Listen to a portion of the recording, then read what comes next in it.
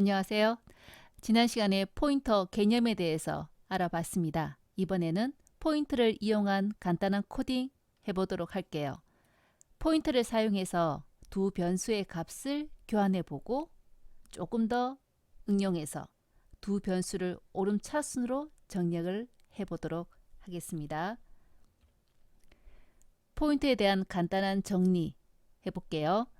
자, 포인터란 메모리 주소만 저장할 수 있는 변수라고 했고, 포인트를 선언할 때는 포인트가 가리키는 곳에 어떤 자료가 있게 할 건지에 따라서 앞에 자료형을 정한다 했습니다.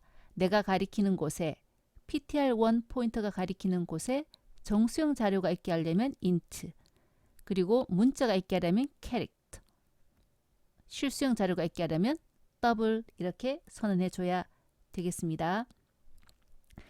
ptr1이 포인터이다, ptr2가 포인터다. 따로따로 별표 붙여줘야 되겠습니다. 자, 그리고 포인터란 누구를 가리키는 데 사용이 되니까 누구를 가리키게 하려면 어떻게 해야 되는데, 가리키고 싶은 주소를 대입하면 된다 했습니다. 자, 여기 ptr1이 있는데 이렇게 A를 가리키게 하고 싶다면 A의 주소 1310588을 대입하면 되겠죠. 그러니까 A의 주소 앰플샌드 붙여서 ptr1에 집어넣으면 되겠고, 이런 것도 된다 했습니다. 지금 이 상태이고, ptr1에 들어있는 값을 ptr2에 넣으시오. 지금 ptr1에 얼마 들어있어요? 사실은 몰라도 되죠. 왜냐하면 ptr1에 들어있는 주소를 ptr2에 넣어버리면 얘도 A를 가리키게 되잖아요. 우리는 이렇게 이해할 수 있어야 되는데 모르겠으면 ptr1에 실제적으로는 메모리 주소 588이 들어있으니까 대입하게 되면 ptr2에도 1310588이 들어가네. 결국 같은 곳을 가리키게 된다. 이거 알고 있는 거고요. 그리고 포인터를 쓰는 이유는 간접 참조를 가능하게 하기 위해서 쓴다 했습니다. 자, 그림상으로. 그렇다면 내가 A라는 변수를 직접적으로 A를 출력하는 게 아니고 누구를 이용해서 ptr1 포인터를 통해서 가고 싶다면 ptr1이 가리키는 곳. 자, 요거는 폰트 때문에 이렇게 보이는 거죠. 원래 우리가 적을 때 보통 에스테릭스 이렇게 많이 씁니다. 그죠? ptr1이 가리키는 곳에 참조하면 된다. 그런데 오늘 자세하게 얘기해 볼게요. 포인터 다루다가 헷갈릴 때 이거에 대한 개념을 잘 몰라서 헷갈립니다. 그래서 여러분한테 내가 가리키는 곳 이렇게 얘기해 줬지만 정확하게는 이렇습니다. 이 간접 참조를 하게 되면 일단은 어디를 쫓아간다? ptr1을 먼저 참조합니다. ptr1에 갔더니 뭐가 있어요? 1310588이 있죠. 이거 가져오는 거는 지금까지의 참조. 그런데 앞에 별표가 붙었으니까 어떻게 한다고요? 한 번 더 갑니다. 여기에 들어있는 주소를 가지고서 1310588번지를 한 번 더 참조한다. 두 가지 과정이 순서대로 일어납니다. 그래서 여기를 찾아갔더니 25가 있죠. 25를 읽어오는 겁니다.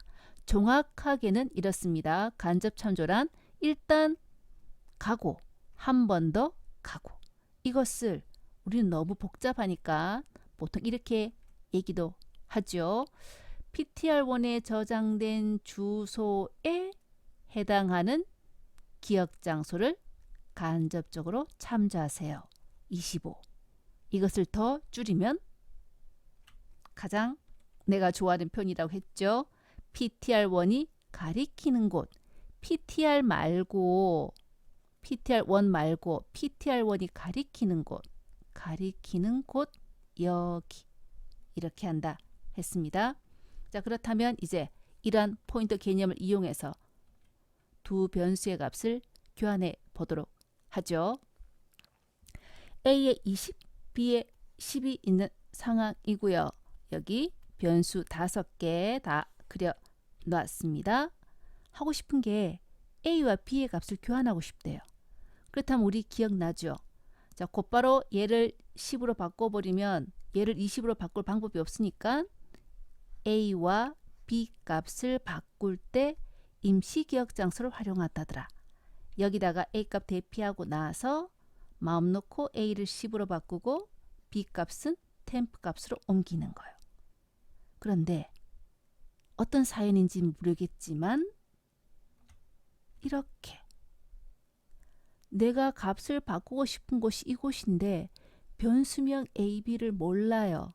몰라서 못 쓰게 했다면 어떻게 할래요? 이겁니다. 우리가 이 변수의 이름을 알아야 A, A, B, B 써먹을 거 아니에요? 모르면 어떻게 하죠? 못해요. 참조를 할 수가 없죠.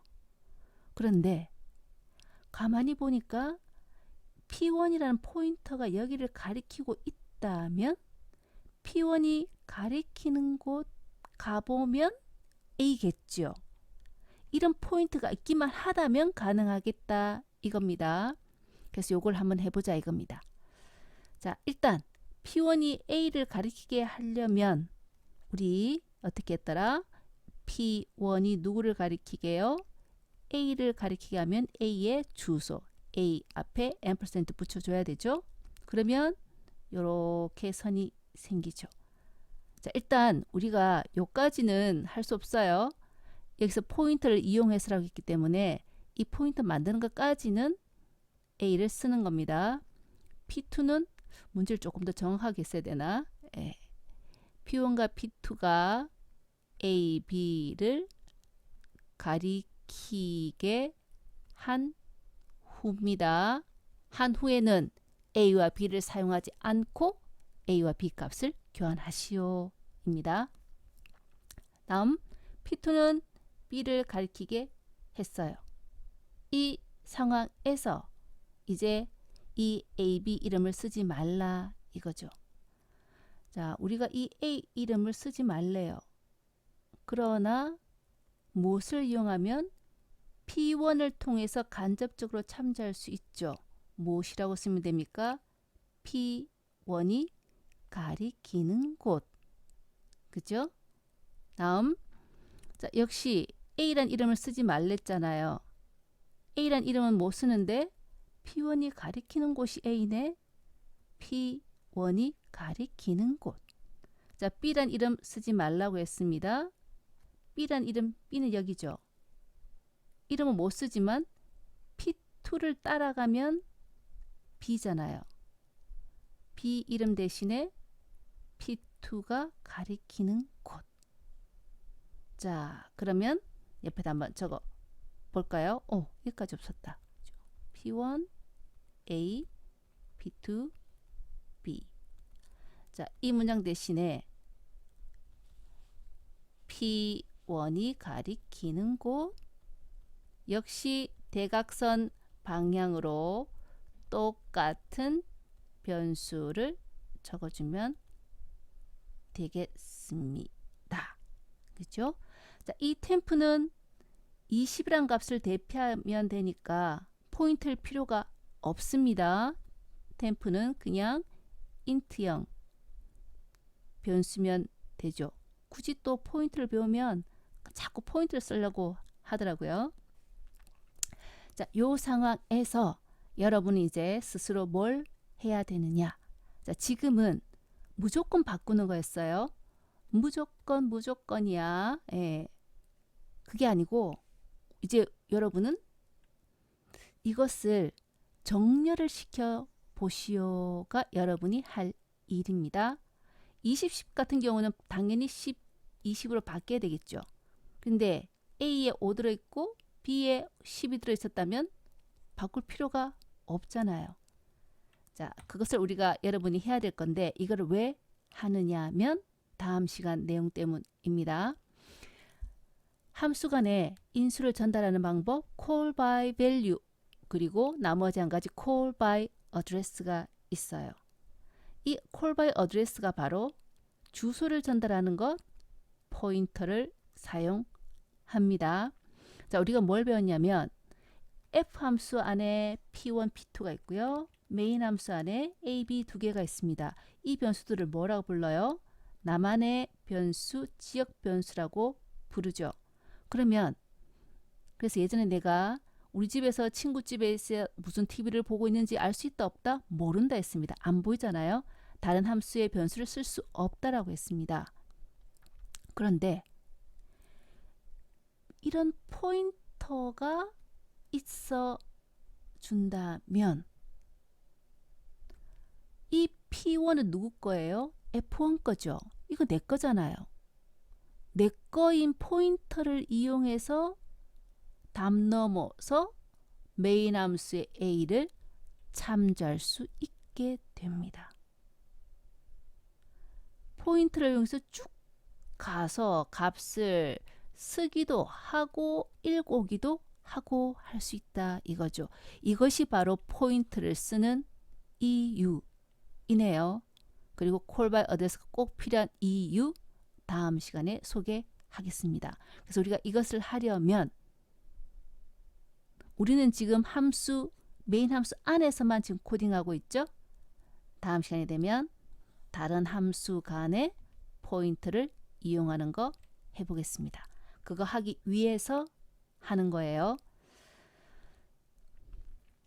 자, 이번에는 앞에 문제에서 A와 B 변수명을 사용하지 않고 오름차순으로 정렬하려면 A는 얼마예요? 20. B는 얼마예요? 10. 정렬하면 바꿔야 되겠죠. 이번에는 A에 3, B에 7을 넣었으니까 안 바뀌고 나와야 되겠죠. 자, 이렇게 실행 결과 나오는 코드를 완성해서 여러분이 제출하면 되겠습니다. 대충 얘기를 한다면 여기 5줄 필요하겠습니다. 왜요? 무조건 A, B를 바꾸나요? 아니죠. 여기 뭔가 없는 게 있다. 여기 뭐가 필요하냐면 일단 A, B 이름을 안 쓰더라도 A를 찾아갈 수 있는 방법이 있어야 되겠죠. 그러니까 P1은 누구를 가리키게? A를 가리키게. 그리고 P2는 B를 가리키게 해줘야 되겠습니다. 고치고 올게요. 자, 일단 P1이 여기, P2는 여기 가리키게 하고 난 뒤라야만 그 다음부터는 AB 변수명 사용하지 않고 가능하겠습니다. 자, 하는 방법만 과정만 소개해 본다면 A의 첫 번째 경우 실행 경우 따라가 볼게요. A는 20, B는 10. 내가 해야 할 일은 무조건 바꾸는 게 아니죠.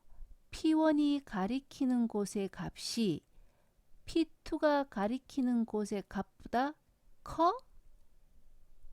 if문이겠다. 그죠? 자, P1이 가리키는 곳이 A잖아요. 이 값이 P2가 가리키는 곳의 값보다 커? 그럼 바꿔. 중괄로. 바꾸는데 세 문장 필요하죠. 어디를 바꿔야 돼요? 이거 10, 이거 20으로 바꾸기 위해서 템프 이용해서 해야 되겠습니다. 자, 요거는 여러분이 완성해서 제출하도록 할게요. 자, 다음 시간에는 이제 우리가 포인트에 대해서 완벽하게 이해를 했으니까 call by address로 함수 간에 주소 전달하고 포인트로 받아서 다른 함수의 내용을 바꾸고 하는 것 소개하겠습니다. 지금까지 수고 많았습니다.